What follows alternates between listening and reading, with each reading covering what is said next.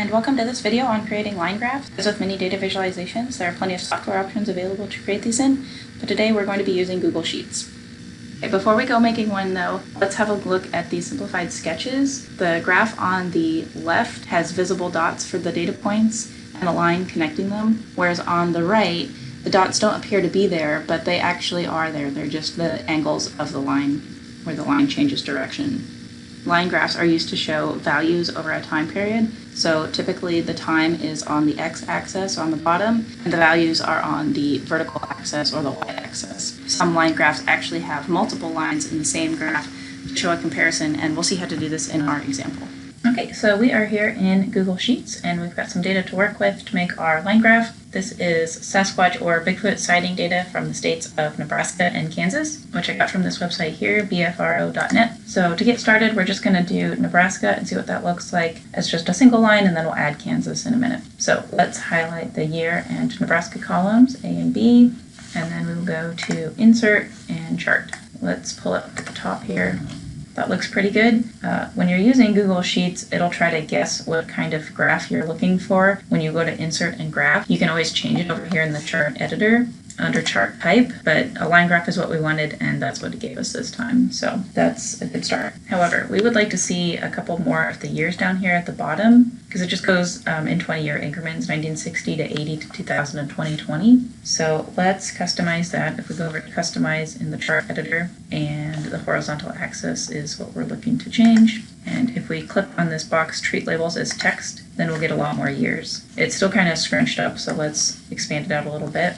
Okay, we know that we want to add in the Kansas data in just a minute, so we're not going to totally finish off the access titles right now. The year is going to be the same, and that's good. We've got that down there already. Over here at the side, it just says Nebraska. We'll change the sightings once we get the Kansas data in there in a second, and we'll also update the title.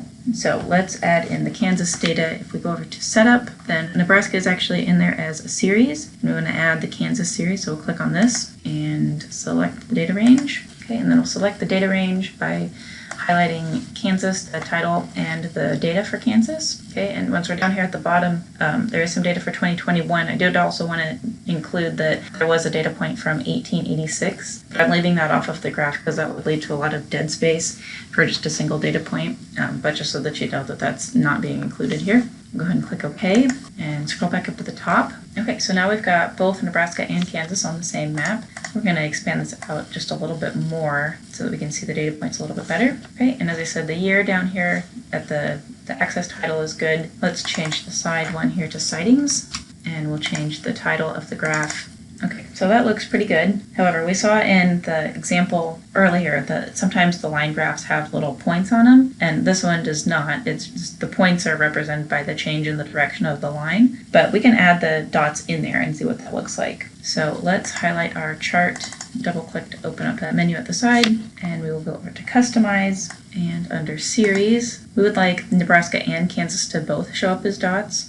So we're going to leave this as Apply to All Series. You can do them separately too if you want to, but we're going to leave it to all. And the point size is set to none right now, which is why we can't see them. We're going to change it to 2, and the line is still a little, so we'll change the thickness of the line. It's right now set to auto, but we'll do it down to 1 pixel. Okay, so that looks a lot neater. There's a little bit less going on in the graph now with the thinner lines and just the dots.